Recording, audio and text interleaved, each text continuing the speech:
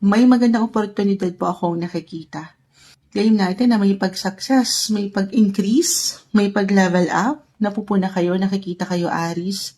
Hindi na babaliwala yung patuloy yung pagsisikap sa inyong mga buhay paggawa. Medyo may pagka-private lang, low-key yung energy, sumasakses kayo ng tahimik lang, hindi nyo pa man yan ma-realize, pero merong nakapupuna sa inyo. Meron ako nakikitang parang someone superior, it could be your boss, a client, ayan, or someone nakatataas.